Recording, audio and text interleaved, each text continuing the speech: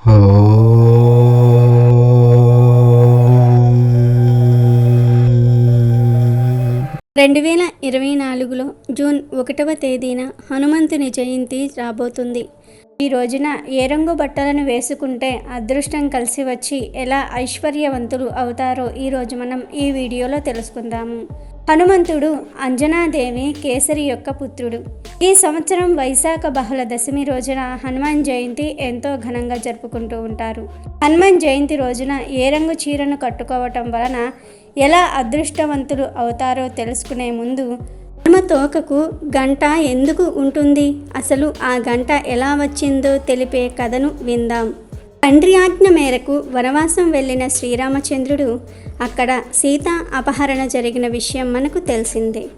ఇలా సీతా అపహరణ జరిగిన తర్వాత వానరుల సైన్యంతో శ్రీరామచంద్రుడు లంకపై యుద్ధానికి వెళ్తాడు. అయితే ఈ యుద్ధంలో పాల్గొనడం కోసం ఎంతోమంది వానరులు వారి కుటుంబ సభ్యులకు వీడ్కోలు పలికి బాధతో యుద్ధంలో పాల్గొనడానికి వస్తారు. ఆ సమయంలో శ్రీరామచంద్రుడు తన కోసం వీరి ప్రేమను త్యాగం చేస్తూ ఉన్నారని భావించి అక్కడ ఉన్న వానరులందరికీ కూడా ఇలా మాట ఇస్తాడు. యుద్ధ భూమికి ఎంతమంది అయితే వానరులు వెళ్తూ ఉన్నారో అంతేమంది తిరిగి వస్తారని, ఎవరి ప్రాణాలకు ఎలాంటి హాని జరగకుండా తీసుకువస్తానని శ్రీరామచంద్రుడు వానర కుటుంబాలకు మాట ఇచ్చాడు. అలా యుద్ధంలో 1000 సింహలీక అంటే మరగుజ్జు కోతులు పాల్గొన్నాయి. అలా యుద్ధభూమిలో భయంకరంగా పోరాటం జరుగుతున్న నేపథ్యంలో శ్రీరామచంద్రుడు అతని సైన్యం రావణ సైన్యాన్ని మట్టుపెట్టారు. ఇక చివరికి మిగిలింది కుంభకర్ణుడు, రావణాసురుడు మాత్రమే. ఇక కుంభకర్ణుడు భారీ దేహం గురించి మనకు తెలిసిందే. ఈ క్రమంలోనే కుంభకర్ణుడు ఎంతో పెద్దదైన రథంపై కూర్చొని యుద్ధ భూమిలోనికి అడుగు పెడతాడు. ఆ క్రమంలో రాముడు తన బాణంతో కుంభకర్ణుని సంహరించగా ఆయన కింద పడుతున్న సమయంలో చెయ్యి రథానికి తగులుతుంది. ఇలా కుంభకర్ణుడు చెయ్యి రథానికి తగలగానే రథానికి అలంకరించి ఉన్న ఒక గంట కింద పడుతుంది. ఈ గంట కింద సింగలీక వానర సైన్యం ఉండటం వల్ల ఒక్కసారిగా చీకటి కమ్ముకుంటుంది. బయట ఏం జరుగుతుందో కూడా తెలియని స్థితిలో ఉన్న ఆ వానర సైన్యం వారి గురించి పట్టించుకునేవారే లేరని రాముణ్ణి ఇష్టానుసారంగా మాట్లాడుతూ అవహేళన చేస్తారు. యుద్ధం ముగిసిన తర్వాత వానర సైన్యాన్ని లెక్కించమని శ్రీరాముడు సుగ్రీవుడికి చెప్పగా వారిలో 1000 మంది తక్కువ వస్తారు. మరొక్కసారి లెక్కించాలని చెప్పటంతో మరొక్కసారి లెక్కించిన సంఖ్య తక్కువగా ఉండటంతో స్వయంగా రాముడు రంగంలోనికి దిగి వారి కోసం వెతకసాగాడు. ఇలా ఆ 1000 వానరుల కోసం వెతుకుతున్న సమయంలో శ్రీరాముడు చూపు ఆ గంటపై పడింది. వెంటనే శ్రీరాముడు హనుమ అని అనగా అతని మనసులో భావం అర్థం చేసుకున్న ఆంజనేయుడు తన తోక ద్వారా గంటను పైకి లేపాడు. ఇలా గంట కింద 1000 మంది వానరులు ఉండటంతో లెక్క సరిపోయింది. అప్పటి వరకు చీకటిలో ఉన్న ఆ వానరులకు ఒక్కసారిగా వెలుతురు చూస్తూ అందులో శ్రీరామచంద్రుణ్ణి చూడగానే శ్రీరాముడి పట్ల వారి భావన తప్పు అని వెంటనే శ్రీరామచంద్రుడి కాళ్లపై పడి శరణు వేడారు.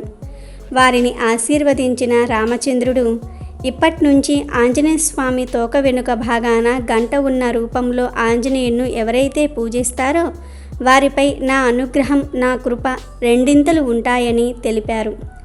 ఆంజనేయుడు తోక వెనుక భాగంలో గంట ఉండడానికి అసలు కారణం ఇదేనని రామాయణం చెప్తోంది. ఇక వీడియోలోకి వస్తే వైశాఖ మాస కృష్ణపక్ష దశమి హనుమంతుడి జయంతి. ఈ రోజున ఆంజనేయుని విశేషంగా పూజిస్తూ ఉంటారు.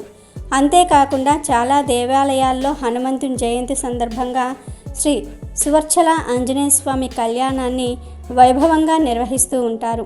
ఎక్కడ రామనామం జపిస్తారో అక్కడ హనుమంతుడు ఉంటాడని పురాణాలు చెప్తూ ఉన్నాయి. ఆంజనేయ స్వామి వారు బహుబలశాలి, శ్రీరామ బంటు, అంజనీ సుకుతుడు, ఎర్రని కన్నులు కల వానరుడు, సముద్రాన్ని దాటగలడంలో బద్ది అయిన సీతమ్మ తల్లి శ్లోకాన్ని తొలగించినవాడు. అటువంటి హనుమంతుణ్ణి నామాన్ని జపించిన వారికి అన్ని పనులలో విజయాలు కలుగుతాయి. హనుమాన్ జయంతి రోజున ఆంజనేయ స్వామివారి అష్టోత్తర శతనామావళితో స్వామివారిని తమలపాకులతో పూజించుకోవాలి.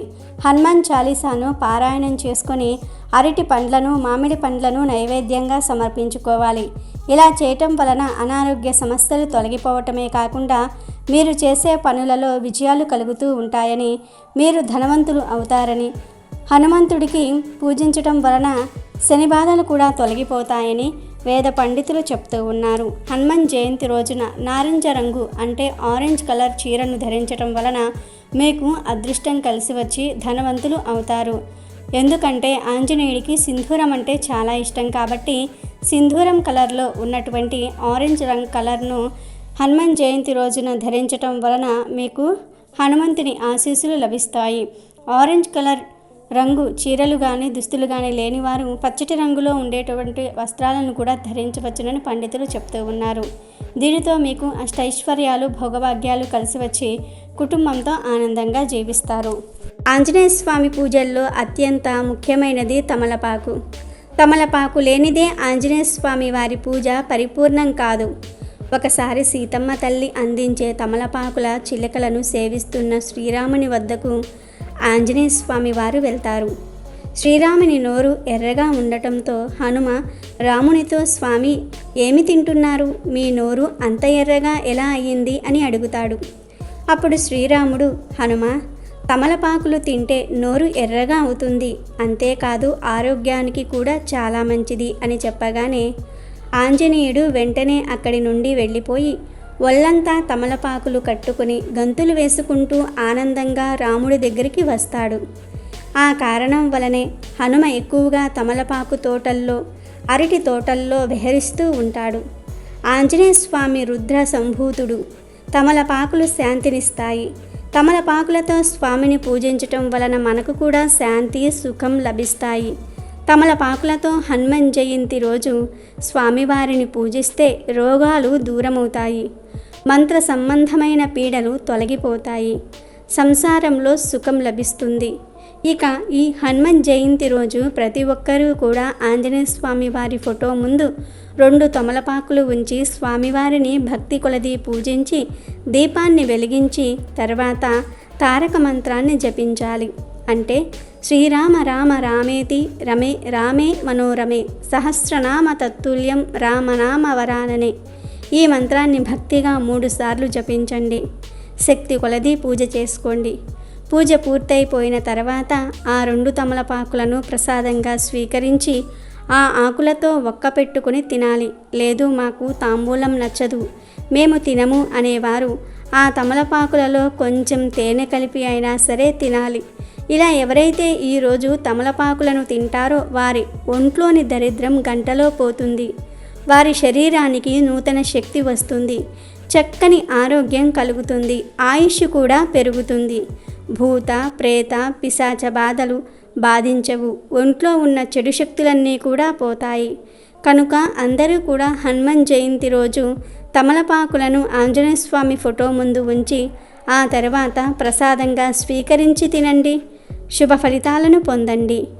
ఈ పూజలేమీ చేసే టైం మాకు లేదు అనుకునేవారు ఆ రోజు ఆంజనేయ స్వామి వారి గుడికి వెళ్ళి స్వామివారి పాదాల దగ్గర ఉన్న ఒక్క తమలపాకును తీసుకొని ఆ తమలపాకును మీరు సేవించినట్లయితే మీరు ఏం చేసినా చేయకపోయినా ఆ తమలపాకును సేవించటం వలన స్వామివారి అనుగ్రహం కలిగి సకల సౌభాగ్యాలు కలుగుతాయి.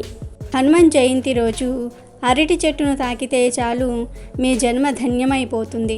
ఆంజనేయ స్వామి వారి అనుగ్రహంతో సకల ఐశ్వర్యాలు సిద్ధిస్తాయి. ఎందుకంటే హనుమకు అరటి చెట్లంటే చాలా ప్రీతి.